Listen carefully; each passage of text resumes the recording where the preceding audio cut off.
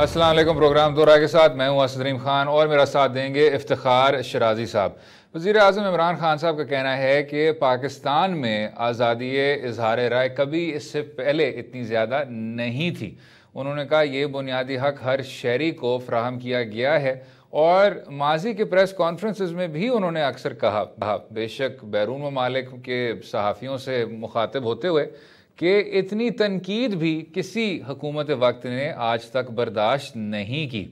लेकिन उसी दौर में अगर देखा जाए तो वही जो सहाफ़त के गिर्द एक घेरा है वो तंग से तंग होता गया है। जो लेटेस्ट स्टोरी है वो है जियो के रिपोर्टर की, अली इमरान की, जो कि कल शाम लापता हो गए थे और अब गैर हतमी रिपोर्ट्स के मुताबिक वापस घर पहुंच चुके हैं। उस पर बात करेंगे हम शराजी साहब के साथ। शराजी साहब, ये जो एक ये सिचुएशन है ये अब एक तसलसल बनता जा रहा है सर। लोग उठ जाते हैं, वापस आ जाते हैं। हमारे जो वज़ीर इत्तलात हैं उन्होंने भी कहा कि मेरी दुआ है कि ये जो सहाफ़ी साहब हैं, अली इमरान साहब, ये वापस आ जाएं। तो वफाकी वज़रा आपके तो ये कह रहे हैं सर, और दूसरी जानिब हिज़्ब इख्तिलाफ का कहना है कि हुकूमत वक्त ने बहुत ज़्यादा बदनामी कमा ली है। ये what is this disparity sir? इतनी खला क्यों है, इतनी कन्फ्यूजन क्यों है? देखिए सर, मेरे ख्याल में इमरान खान साहब ने भी जो बात की है उसको लेके हम शुरुआत करते हैं गुफ्तगू की। तो मैं समझता हूँ कि जमहूरी माशरों के अंदर एक वाइब्रेंट जो मीडिया है वो बड़ा ज़रूरी होता है, और अगर देखा जाए तो इसको भी हुकूमत के आँख और कान कहा जाता है। रादर ये है कि आप उसको एक राइवल ग्रुप के तौर पे आप उसको, या एक पॉलिटिकल पार्टी के तौर पे देखें। तो अगर हुकूमत समझती है कि इस मीडिया और तहरीक इंसाफ बिलखसूस कि जब इमरान खान साहब सड़कों पे थे या अपनी तहरीक चला रहे थे तो वो इसी मीडिया के शुक्रगुजार थे कि इस मीडिया ने उनको इतनी स्पेस दी कि वो अपने 22 साल की स्ट्रगल को एक हुकूमत बनाने में कन्वर्ट करने में कामयाब हुए। तो मैं समझता हूँ कि उनको इस मीडिया की अहमियत का बखूबी अंदाज़ा है। लेकिन बदकिस्मती से जब से वो इक़्तिदार में आए हैं, कुछ तासुर ये मिल रहा है कि शायद वो मीडिया को भी एक पॉलिटिकल पार्टी के तौर पर समझते। उनका ख्याल ये है कि जो तनकीद हो रही है वो बुनियादी तौर पे इस हुकूमत को गिराने के लिए शायद हो रही है, लेकिन हरगिज़ ऐसा नहीं है। मैं समझता हूँ कि जो मुस्बत तनकीद है, एक तो ये है कि आप जब हुकूमत में हैं असद, तो फिर यकीनी तौर पे सारे के सारे तनकीद के नश्तर तीर आप ही की तरफ चलेंगे, और हुकूमत का ये काम होता है कि बड़े हौसले के साथ, बड़ी बुर्दबारी के साथ उस तनकीद को सुने, और जहाँ जहाँ इसलाह का पहलू निकलता है तो चीज़ों को अकॉर्डिंगली ठीक किया जाए। और हम ये कह सकते हैं कि पिछले 2 सालों में कई मामलात के ऊपर मीडिया ने जब शुरुआत की है और डिस्कस किया है और तनकीद की है, तो इस हुकूमत वक्त ने चीज़ों को एड्रेस भी किया, और हम अप्रिशिएट करते हैं कि मीडिया को पॉजिटिवली सुना गया और फिर चीज़ों को अकॉर्डिंगली एड्रेस किया गया। लेकिन अगर आप ये कहें कि बिल्कुल आवाज़ दबा दी जाए मीडिया की और आपके ऊपर कोई मुस्बत तनकीद ना हो, तो ये बड़ी गलत बात है। अब यह है कि इमरान खान साहब, उनका बयानिया तो ये है कि बिल्कुल सहाफ़त आज़ाद है, वो मुस्बत तनकीद कर सकती है। लेकिन हमने देखा है कि वो मुतल्ला जान हों या SCCP के तर्जमान साजिद गोंदल हों या फिर कल अली इमरान के साथ जो कुछ हुआ, तो मैं समझता हूँ कि इसका सारा का सारा बलबा तो हुकूमत वक्त पे गिरेगा। हम ये तो किसी इदारे को या किसी नामालूम शख्स को तो मुर्द इल्ज़ाम नहीं ठहरा सकते। जब इस्लामाबाद जैसे शहर से, जब कराची जैसे शहर से, यहाँ से लोग लापता हों, देहातों गोठों में हो कि दूर अफ्तादा इलाकों में हो, तो शायद हम कह सकते हैं कि लॉ एंड ऑर्डर की सूरत हाल इतनी बेहतर नहीं है कि वहाँ पे चीजें हो सकती है। सबसे आला नुमाइंदे हैं वो तो यही कहते हैं। फिक्रिया असद नहीं, तो शराजी साहब, इस हुकूमत के सबसे आला नुमाइंदे तो यही कहते हैं कि ये तो हमारी हुकूमत ने किया ही नहीं, हमें तो नहीं इल्म इसका। नहीं, आप कह क्या रहे हैं? कौन आदमी था? एक बिल्कुल ही एक वो जिस तरह एक हेल्पलेसनेस है, एक मायूसी है शराजी साहब। वो तो कहते हैं हम ये कर ही नहीं रहे। नहीं, हेल्पलेस, जी हेल्पलेस का अगर आप तासुर देंगे तो फिर आप हुकूमत में बैठे क्यों? फिर तो लोग ये कहेंगे कि ना तो महंगाई आपसे कंट्रोल होती है, ना कोई शख्स लापता हो जाए, अगवा हो जाए, आपको उसको इल्म नहीं होता, तो फिर हुकूमत और किस चीज़ का नाम है? गोया कि अगर आपने इन चीज़ों को एड्रेस नहीं करना तो फिर आप क्यों बैठे हैं?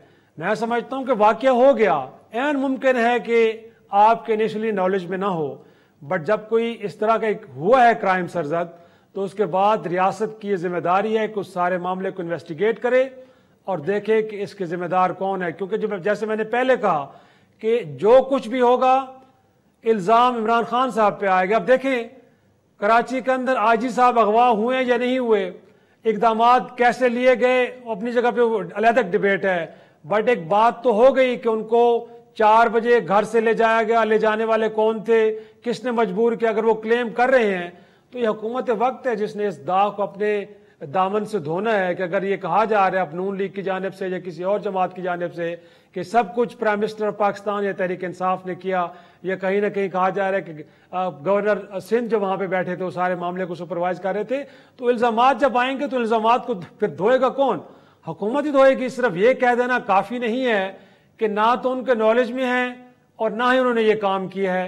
मैं समझता हूं कि ये एक्सक्यूज काबिल कबूल हरगिज नहीं होगा। अगर कोई इदारा, कोई शख्सियात ऐसा कर रही है तो मैं समझता हूं उनका फिर सीधा उनका हदफ वो लोग नहीं है बल्कि हुकूमत वक्त है।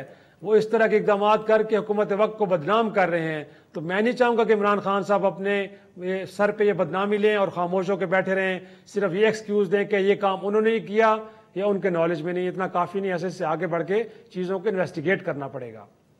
लेकिन जनाब उस इन्वेस्टिगेशन को भी अगर हम देखें, इससे पहले कमीशंस ऑफ इंक्वायरी बनी, फुल फ्लेज्ड आपके हुकूमती अदारों को टास्क किया गया।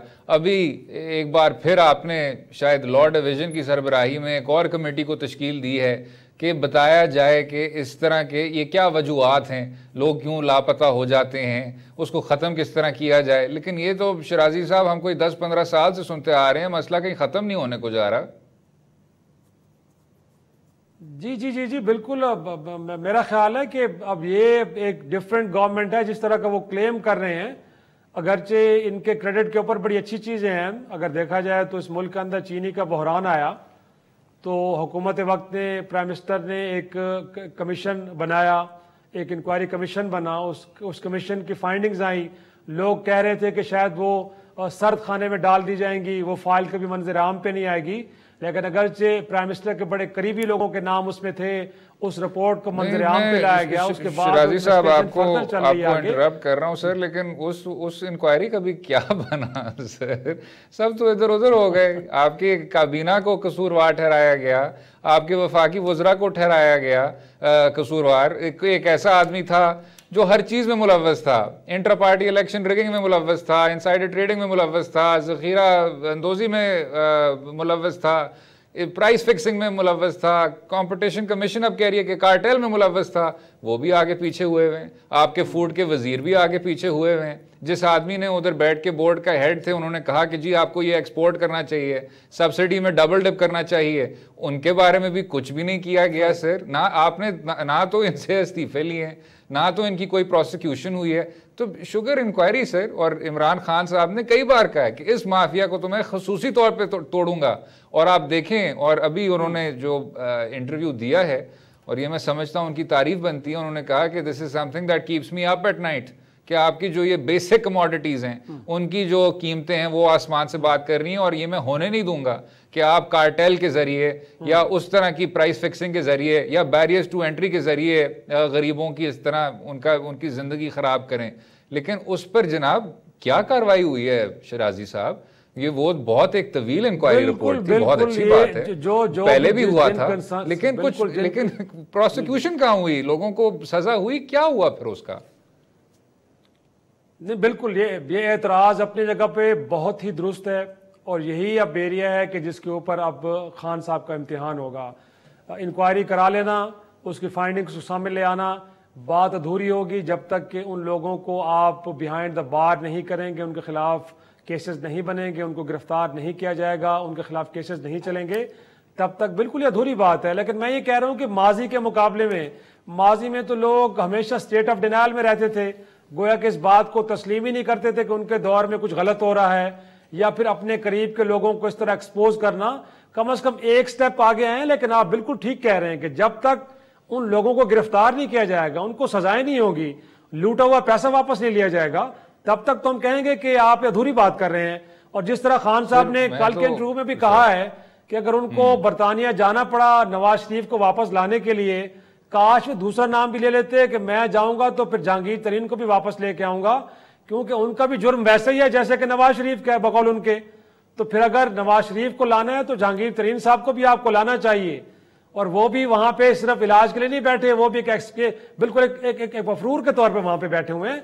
तो मैं समझता हूं कि फिर कानून और ज़ाब्ते सबके लिए एक ही तरह के होने चाहिए। और आज भी आपने कुछ स्पीच दी अपनी हवाली में, तो आप वहां पे भी यही फरमा रहे हैं कि कानून सबके लिए बराबर होना चाहिए, अमीर के लिए, गरीब के लिए, अपने के लिए, पराये के लिए।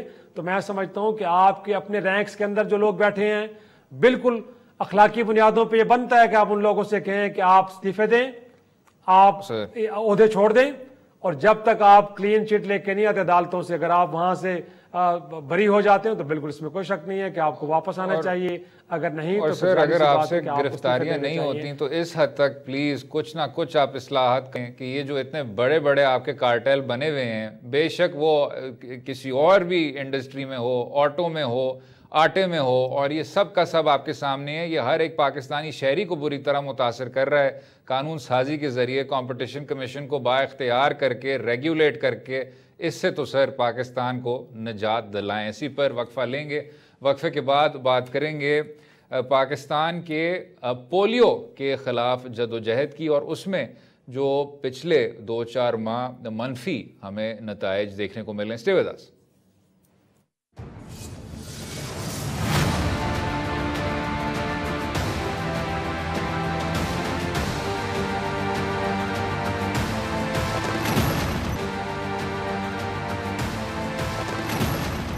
वेलकम बैक टू दो राय। बात करेंगे इंसदाद पोलियो डे की, जो कि आज है। याद रहे कि दुनिया में सिर्फ 2 ममालिक हैं, पाकिस्तान और अफ़गानिस्तान, जिधर पोलियो की बेतहाशा मूजी बीमारी आज तक देखने को मिलती है। अब इस पर मुकाबला करने के लिए हुकूमत वक्त ने फोकल पर्सनस भी तकर्रुर किए, स्पेशलाइज्ड बॉडीज़ को भी सामने रखा कि इसके ख़िलाफ़ पूरी तौर पर कार्रवाई हो सके। लेकिन पिछले कुछ माह में पोलियो की जो इंसाइडेंस थी, उनके केसेस की जो तस्दीक थी, उसमें हमें इजाफा देखने को मिला है। इस सब पर बात करने के लिए पब्लिक हेल्थ स्पेशलिस्ट और माइक्रोबायोलॉजिस्ट डॉक्टर सैयदा सदफ अकबर साहिबा हमारे साथ हैं। बहुत बहुत शुक्रिया डॉक्टर साहिबा शो में शामिल होने का, हमें अपना कीमती वक्त देने का। अब ये बताइएगा जी, अगर हम इब्तिदा में ही आ जाएं कोर इशू पे, अभी गुंजाइश कहाँ है और रियासत पाकिस्तान मज़ीद क्या कुछ कर सकती है, हमारा जो सेहत का शोबा है वो क्या कुछ कर सकता है, ताकि पूरी तौर पे हम पोलियो को पाकिस्तान की हद तक इराडिकेट कर सकें? बिल्कुल, देखिए ये आपकी बात बिल्कुल सही है कि अब सिर्फ दुनिया भर में 2 ममालिक ऐसे हैं कि जहां पर पोलियो की बीमारी अभी तक मौजूद है, और ये हमारे लिए एक बहुत ही कहना चाहिए कि अफसोसनाक सूरत हाल है कि हम अभी तक पोलियो जैसी बीमारी पर काबू नहीं पा सके। लेकिन देखिए, हमें इसकी जो इरेडिकेशन के लिए, हमें इसके जो है उसको बिल्कुल जड़ से खत्म करने के लिए हमें इसकी जो है वजूहात को जानना जरूरी है कि इसकी बेसिक वजूहात क्या है, कि किन चीजों के बिना पर हम पोलियो को अभी तक अपने मुल्क से खत्म नहीं कर पाए। क्योंकि देखें, पोलियो जो है ना एक ऐसी बीमारी है कि जो polluted water and polluted food के जरिए, कि अगर मैं उर्दू में कहूँ कि आलूदा पानी और आलूदा खुराक के जरिए एक इंसान से दूसरे इंसान में जो है मुंतकिल होती है। तो इसकी जो मुंतकली के जो रास्ते हैं, कि जैसे सब देखिए, ज्यादातर ये बीमारी किन इलाकों में, हमें उस चीज को भी देखना बहुत जरूरी है कि जिन इलाकों में सीवरेज वाटर की जो है पीने के पानी में मिलावट हो जाती है। क्योंकि अगर किसी भी मुतासिरा शख्स का स्टूल सैंपल, उसका अगर फीकल सैंपल पीने के पानी में मिल रहा है कहीं ना कहीं जाकर, तो जो हेल्दी शख्स या जो हेल्दी चाइल्ड उसको अगर इंटेक कर रहा है तो वो उससे जो है मुतासिर हो सकता है। इसी तरीके से हमारे बच्चों में जो ग़िज़ाई किल्लत होती है, कि जिन इलाकों में जो है बच्चों में क़ुव्वत मुदाफ़अत कम है, या जिन इलाकों में जो है बच्चों में ग़िज़ाई किल्लत है, वहाँ के बच्चे इससे जो है ज़्यादा मुतासिर हो रहे होते हैं। और जिन इलाकों में सेहत और सफाई का फुकदान होता है, जहाँ पर बहुत ज़्यादा जो है कंजस्टेड एरियाज होते हैं, जहाँ पर बिल्कुल भी जो है सफाई की जो है सूरत हाल नहीं होती है, और जहाँ पर इस तरीके के जो है आपको जगह जगह जो है फीकल सैंपल्स मिल रहे होते हैं, और जहाँ पर बिल्कुल भी जो है आप फूड बॉर्न डिजीज का जो है ख्याल नहीं कर रहे होते हैं। तो ऐसे इलाकों से हमें जो है उनको आइडेंटिफाई करना जरूरी है, और फिर उन इलाकों में हर बच्चे को हमें पोलियो के जो ड्रॉप्स होते हैं उनको पिलाना लाजमी है। क्योंकि देखें, इसमें एक चीज जानना बहुत बहुत ज्यादा जरूरी है कि अगर अगर हम किसी भी इलाके में पोलियो की कैंपेन कर रहे हैं तो वहां के हर घर के हर बच्चे को ये ड्रॉप्स पीने चाहिए। कि अगर एक बच्चा भी ये ड्रॉप्स पीने से रह जाता है तो अगर उस बच्चे में अगर पोलियो के वायरस मौजूद है तो वो उस इलाके के बाकी दूसरे बच्चों को भी जो है आसानी से जो है मुतासिर कर सकता है। तो जब तक हम उस एरिया के उस इलाके के तमाम बच्चों को जो है पोलियो के कतरे नहीं पिलाएंगे तब तक हम जो है उस वाले एरिया से पोलियो को जो है खत्म नहीं कर सकेंगे।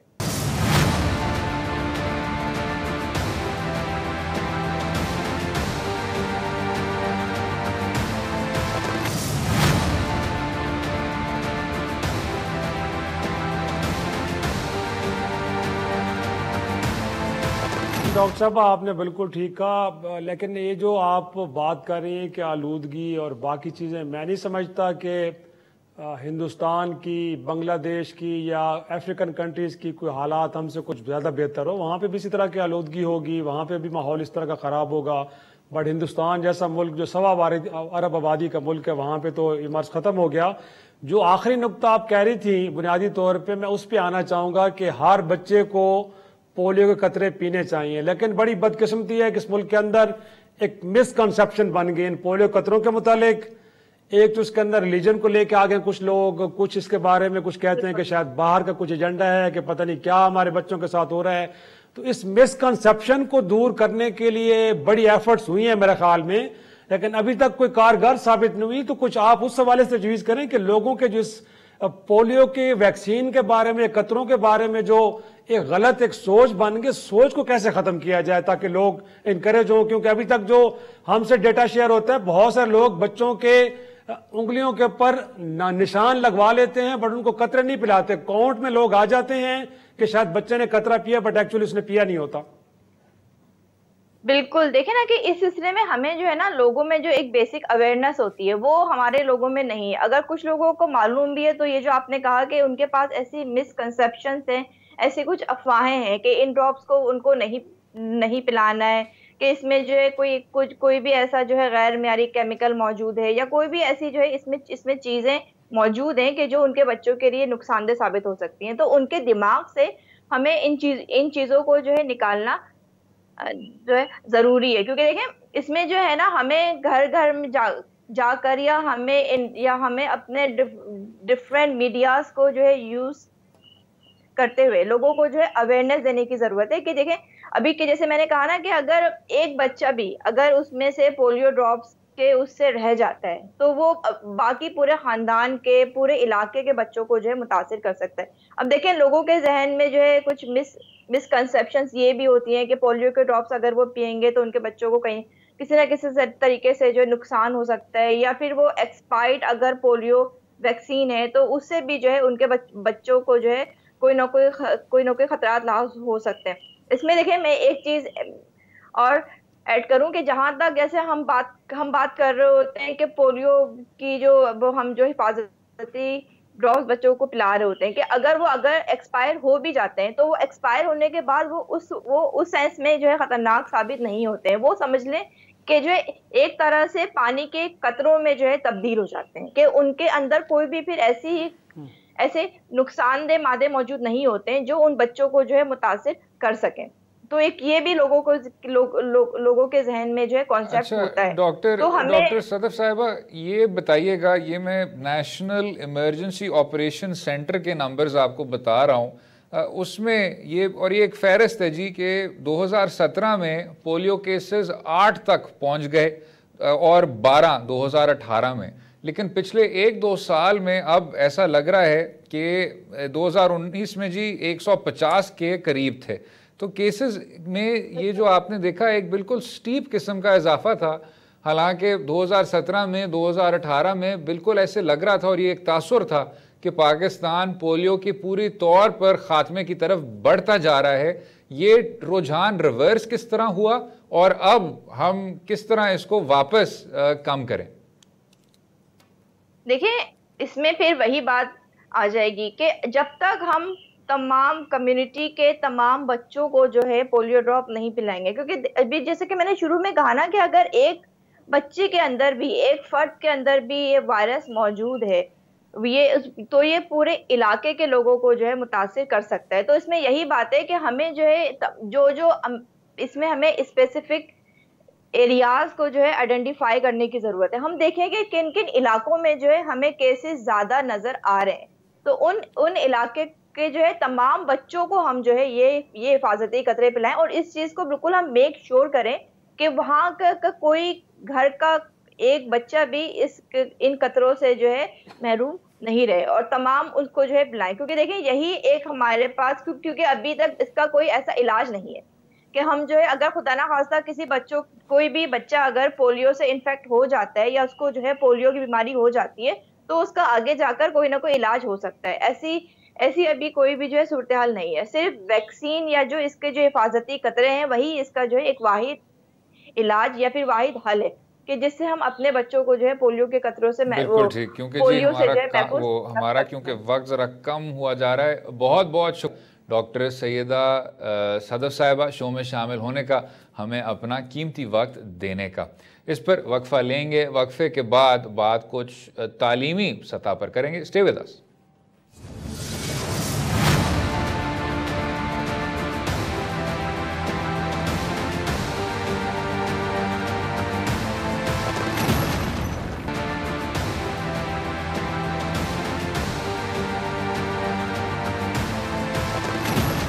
वेलकम बैक टू दो राय। बात करेंगे तालीमी शोबे के मुतालिक। Chairman higher education commission doctor Tariq Banuri साहब का कहना है कि यूनिवर्सिटी की फैकल्टी का तमाम साथ दिया जाएगा और उनके साथ ताउन किया जाएगा, लेकिन कुछ रूल्स और रेगुलेशंस के मुताबिक। साथ में ये भी कहा कि फैकल्टी के मेयार में इजाफा हर तरह से करना चाहिए।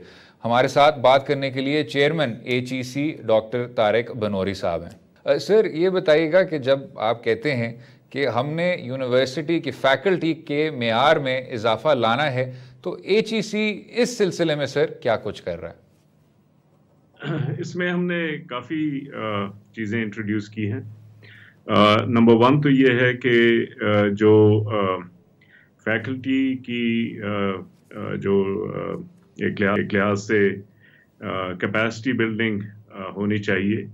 दैट मीन्स कि उनको टीचिंग, रिसर्च मैनेजमेंट, रिसर्च को ऑर्गेनाइज करना, इन सारी चीज़ों में कोई बराह रास्त अब तक ट्रेनिंग नहीं दी जा रही थी। लोग खुद से उनको सीखना पड़ रहा था। हमने उनके लिए एक पूरा नया इंस्टीट्यूशन इस्टेब्लिश किया है, जिसमें already with in this year हम 500 से ज़्यादा लोगों को ट्रेन कर चुके हैं। उसमें इफ़ेक्टिव टीचिंग भी आती है, ये दूसरे सारे मसाइल भी आते हैं। तो एक तो ये है कि capacity building is a fundamental element of this. The second thing is कि इनके सर्विस कंडीशंस में जो स्टैंडर्ड्स रखे जाते हैं, तो पहले जो स्टैंडर्ड्स रखे गए थे उनमें एक किस्म की इवैल्यूएशन के सिस्टम्स बहुत कमज़ोर थे। उसकी एक बड़ी एग्जांपल ये है कि हमारे स्टैंडर्ड्स थे जिसमें कि हम लोगों की रिसर्च को देखते थे कि वो कैसे जर्नल्स में छप रही है। तो उसमें बहुत जर्नल्स ऐसे हैं जो कि ज़रा पुअर क्वालिटी के हैं, लेकिन हम उनको सही तौर से इवैल्यूएट नहीं कर रहे थे। तो हमने जर्नल्स को प्रॉपर इवैल्यूएशन का सिस्टम बना दिया, और जब हमने बिजनेस सिस्टम बनाया तो उसमें हमने ये भी देखा कि कई बड़े अच्छी क्वालिटी के जर्नल्स थे, वो एक्सक्लूडेड थे, उनको हमने एक्सक्लूड कर लिया। नंबर ऑफ जर्नल्स में डबल कर दिया है तकरीबन। लेकिन जो ज़रा कमज़ोर क्वालिटी के जर्नल्स थे उनको हमने उनकी जो रेटिंग है वो लोअर कर दी है, और कुछ जर्नल्स ऐसे हैं जो फिल वक्त हमने कहा कि ये एक्सेप्टेबल नहीं है। Third thing which we are doing is also के टीचिंग जो है इस वक्त तक हमारे किसी सिस्टम में उसको इवेलुएट नहीं किया जा रहा था, तो हमने टीचिंग के भी अब स्टैंडर्ड्स बनाए हैं ताकि टीचिंग की भी लोगों को क्रेडिट मिलना शुरू है। जो BPS फैकल्टी है वो ये कंप्लेन करती है कि हमें हमारा ज़्यादा काम जो है वो टीचिंग में लगता है, लेकिन उसको आप वैल्यू नहीं करते, और स्टूडेंट्स को भी इससे बहुत फ़ायदा पहुंचता है। तो उसका भी अब हमने एक फ्रेमवर्क बनाया जो कि इनके लिए वो होगा, यूज़फुल होगा। लास्टली ये भी है कि यूनिवर्सिटीज़ को भी हमने ये कहा है कि जी आपकी फंडिंग जो है उसका परफॉर्मेंस के साथ लिंक होगा। तो पहले फंडिंग भी बहुत एड हॉक तरीके से दी जा रही थी। कुछ एक आध ऐसे इंस्टीट्यूशन हैं जो यानी सन 2000 की दहाई में बहुत फेवर्ड थे उनको अरबों रुपए मिल रहे हैं, यूनिवर्सिटीज़ को कम मिल रहे हैं। तो अब हमने एक प्रॉपर फार्मूला बनाया है जिसके बेसिस के ऊपर तमाम लोगों को मिलेगा। उस फार्मूला में परफॉर्मेंस भी शामिल है। जो ज़्यादा बेहतर यूनिवर्सिटी काम करेगी उसको ज़्यादा पैसे मिलेंगे, जो कम काम करेंगे उसको कम पैसे मिलेंगे। तो ये मतलब है, it's a whole range of things that we are doing. एक और चीज़ भी मैं कह दूं कि अंडर ग्रेजुएट एजुकेशन और ग्रेजुएट एजुकेशन की जो करिकुलम सिस्टम है वो भी बहुत वीक था। उसकी भी स्टैंडर्ड्स और रिक्वायरमेंट जो है सही तौर से नहीं थी।